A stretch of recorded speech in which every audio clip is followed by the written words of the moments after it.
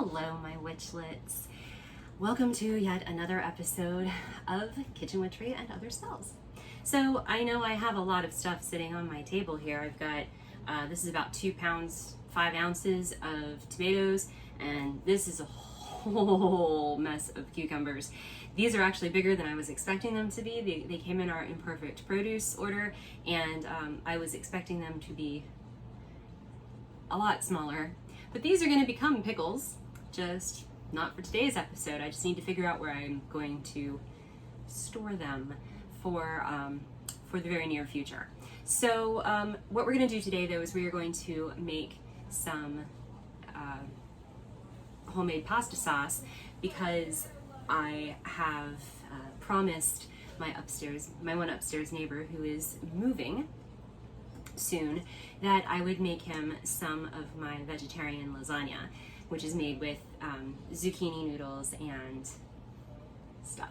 So I'll do a video on that too, and I'll link these two together so that you can see what I do with my tomato sauce. But this is going to be actual canning, so I'm going to go ahead and get things started. I'll explain what I'm doing as I'm doing it to the best of my ability, and we will go from there. You'll figure it out as we go along. Okay, so one of the first things that we're going to do with this particular, remember I'm making this completely up as I go along, but one of the first things we're going to do is we're going to add some oil, it's about a tablespoon or so, to our pot in which we're going to cook the tomatoes and such. But I haven't even chopped the tomatoes yet. We'll get to that in just a minute. But what we're going to do is we're going to heat the oil, and I have a shallot diced, and we're going to saute this up first to get the flavor of the shallot into our mixture. And while I'm at it, I'm going to go ahead and grab some garlic while this heats up, because of course we need to add garlic, and when you get them all together, it's nice and aromatic.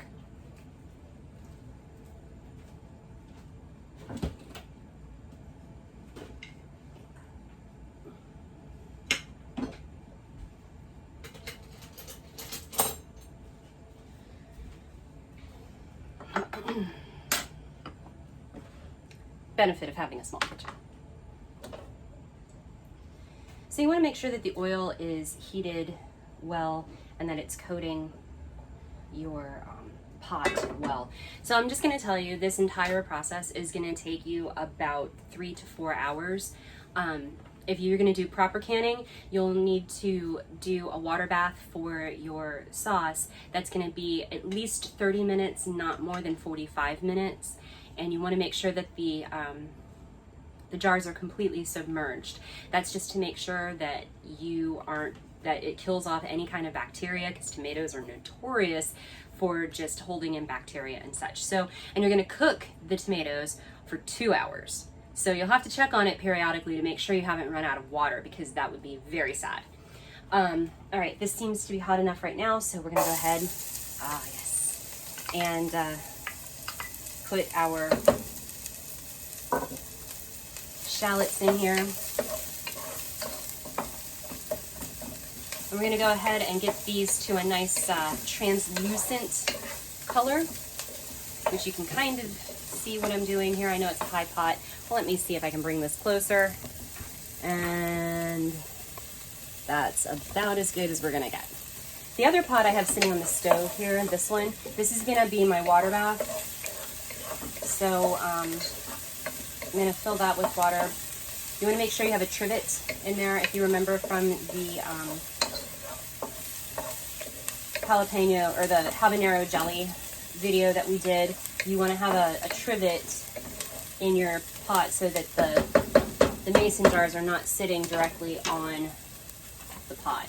All right, these are looking pretty good, so we're going to go ahead and add in not that much garlic.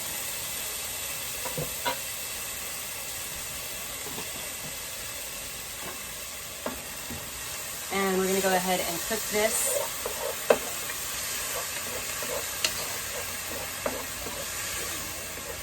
Again, we're looking to get the flavors activated and going, because the next step to all of this is we're going to add tomatoes to it, but I'm going to add those as I'm cutting them. I'll show you how I cut the tomatoes for this. It's not really gonna matter because you're gonna end up using a stick blender at the end or an immersion blender at the end to puree everything down to a manageable liquid, really. You can add meat to this if you want. I don't. Again, this is just my version of a basic tomato sauce because I usually end up adding things when I'm making my, my pasta dishes.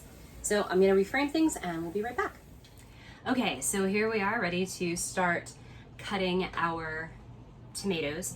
And I'm not gonna sit here and cut 2 pounds of tomatoes for you because I really don't have anything inventive to say during that time, but I am gonna show you the tomatoes I'm using. So I'm using, these are kind of small Roma tomatoes, beefsteak tomatoes, and I've got a whole bunch of these little cherry tomatoes that are starting to get all wrinkly and such. So I'm going to show you how I cut each of these individually, and then the next time you see me, we'll have everything in our pot and be on the stove, and we'll start cooking things down because you'll need to add some stuff like Worcestershire and seasonings and broth. I'm probably going to use vegetable broth. Likely to use vegetable broth. You can use water if you want, but I like the flavor from the vegetable broth, so I'll probably be using that. And I'll give you some kind of ratio on everything. I'll probably end up, so I do have a blog that goes along with this particular channel. It is kwos.food.blog, and a lot of times I will put more information in the blog than I do in the descriptions for the videos or even in the video itself, because a lot of times it's extraneous information. Like there's a whole section in one of my blogs that talks about the cat bite that I got, and how it happened and everything, because it was a pretty major bite. And you know, it talks about that and just, you know, little extra things from my life in general, or how things are going with my weight loss journey, or, you know, things like that. So if that's of interest to you, you can go ahead and on the main page of my YouTube, there's a whole bunch of links. You can just click on the link for the blog and go enjoy and read. They are posted the same days that the videos post, usually about the same time. So, you know, you can go ahead and follow it if you'd like and get more information that way. I'll sometimes throw up extra blog posts too. Actually, no, I do that on my Patreon. So my Patreon also has blog posts. They're not always the same and they're not always the videos. Sometimes they're a little bit different. And, you know, you can totally check those out if you decide to toss me some support. That would be fantastic, because then I can get more cookware, I can get different products to try, and all of that other stuff too. So, enough of my rambling. Let's go ahead and start with the Roma, because it's right here on top. So what I do with my Romas is, ooh, this knife is not very sharp. I slice them in half, then I slice them in half again, and I cut off the end part and the like the hard part here in the center. You can see what I'm doing, like that. Then I will cut it in half again, and then cut it like that. So, and then these can just go straight into the pot. So that's how I cut my Romas. Let me get this one finished. Oh, this one doesn't need to be cut in half again. You just kind of have to eyeball it. You want them to get relatively the same size chunk, I guess you could say, in your sauce, because it'll just make it easier later when you're trying to puree everything.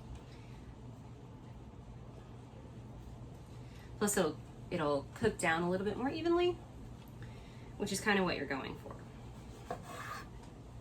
And if you like chunkier tomato sauce, then, you know, you don't have to puree it as much. But you probably will want to puree it some, just simply because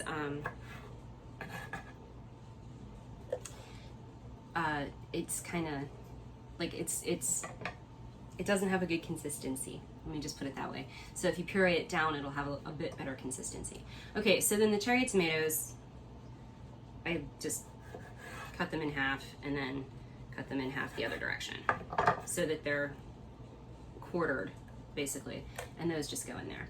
Now, the beefsteak tomatoes, I actually haven't used these in this particular recipe in like forever, because I usually just use either what we grow or whatever I have lying around my kitchen.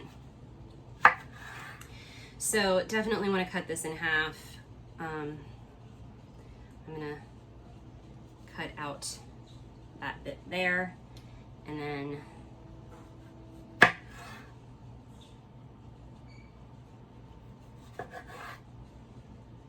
so basically I'm cutting these the same way as the Romas. So I cut them in half and then cut them into quarters and then into thirds the other direction. So that is my basic, this is how you cut your tomatoes tutorial. Thank you for coming to my TED Talk. I'm gonna go ahead and finish cutting up all of these tomatoes because, like I said, it's a lot. Now, 2 pounds of tomatoes sounds like a lot, but it's only gonna make about 4 cups of sauce. So keep that in mind. So if you want to make more sauce, you're going to need more tomatoes. I would figure 1 pound per 2 cups of sauce. So that should be able to get you where you want to be as far as how much sauce you want to make. So I'm gonna go ahead and cut all these and roast here in my kitchen. Summer in SoCal this year is like a slump. It's very hot and humid. So I'll be right back. Okay, so now we're back over here at the stove, and I've got my heat set to about medium low, high low, whatever. It's like a medium low, and we want this to basically simmer for the next 2 hours. So what I'm gonna do now is I'm gonna add my spices, my Worcestershire, and my 2 cups of vegetable broth. I'm gonna start with that. So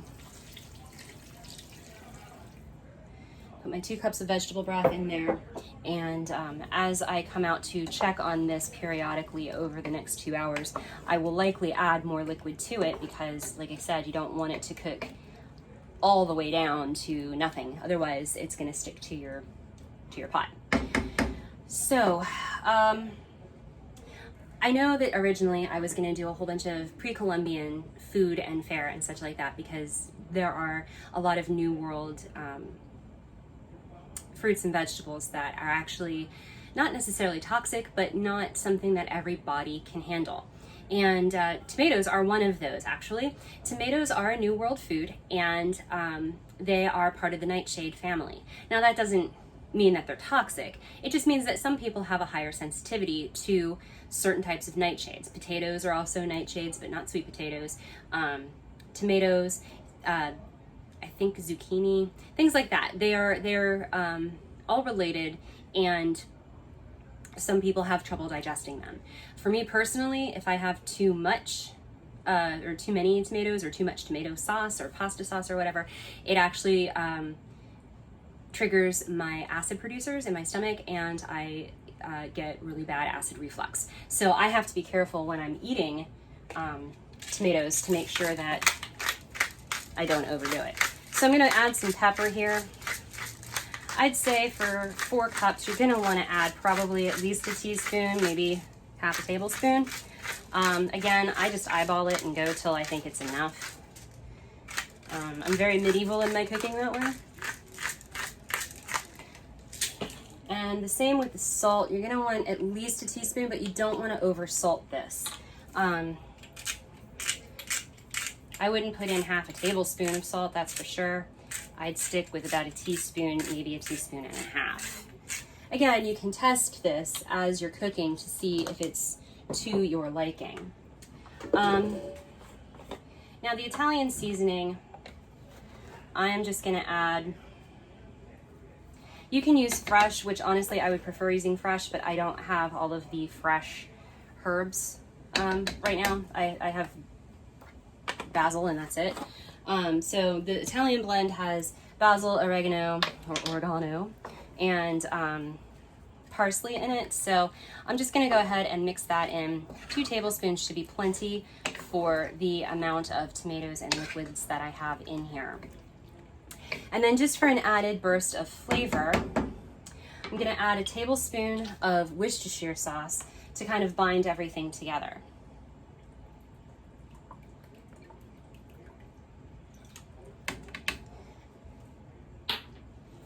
And then peppers, all peppers, bell peppers, jalapeno peppers, all peppers are part of the nightshade family as well. Not zucchini. I was thinking peppers, not zucchini. Because, you know, this dish is already gonna give me heartburn, I'm gonna go ahead and add some crushed red pepper flakes to this as well. You can do it to your taste. That's probably enough for mine. And basically you're just gonna stir all of this in, bring it to simmer, and then let it simmer for 2 hours, checking periodically to make sure that you have enough liquid in it and that the tomatoes are cooking down properly. So we'll come back and check it in a little bit and I'll show you what I'm talking about. And then we'll come back and we will finish it up by putting it into the jars and then getting our canning on. So we'll see you in a little bit. All right, we're back. It's been about 45 minutes, and as you can see, this is, you know, it's actually starting to stick a little bit to the bottom of the pot, and that's okay, because we can just kind of deglaze here with the liquid that we still have in here. But I am, because it's only been 45 minutes, I am going to add another cup of water to this. It's very hot. Which will obviously stop the simmering at the moment, and we'll bring it right back up to a simmer in just a few minutes. So I'm going to give this another about 45 minutes, and then when we come back, I'm actually going to I'm going to go ahead and use the immersion blender on it at that time to break it down, because I'm going to add in some mushrooms, and I want to have some nice mushroom chunks in my sauce. So you don't have to add mushroom if you don't want to. If you don't want to add mushrooms, then just wait till your 2-hour cook time is done. Yes, Midnight. Everybody says hello to you too. And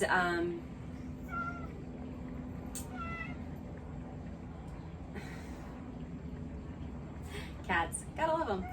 So yes, baby, I know it's warm. I don't remember what I was saying. If you don't want to use mushrooms, you don't have to. Just wait till your 2-hour cook time is over, and then you can go through and use your immersion blender as much as you want for the consistency that you want in your sauce. I am very easily distracted, as you can tell. It's also very warm still. In case you were curious, it's super warm. That's why my hair is like all frizzy and curly and such. So that's pretty much it. I will be back in another 45 minutes. So I've added about, I'd say about 2.5 cups of liquid to this over the past 2 hours or so, or I should say 90 minutes. I've already used my immersion blender on this to get it to the consistency that I want. So there's about 15 minutes left on the boiling process. So at this point, I'm going to add in diced mushrooms. I used about 4 mushrooms for this.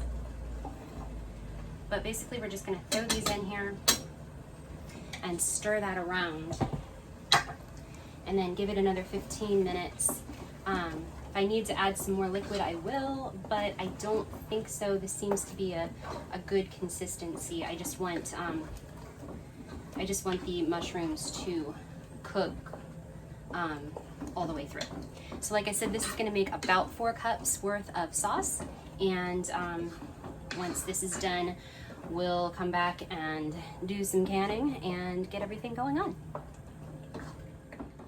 Okay, so now it's time to put this into our jars So they have been sanitized, so we're just gonna go ahead and get started here.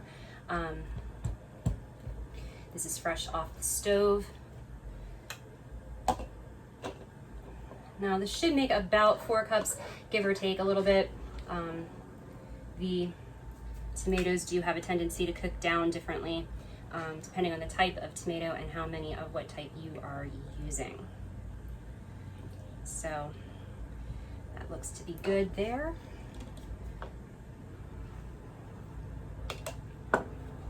Now remember, when you are canning, you need to wipe the rim of your jar off so that it helps to create the seal that you are going to need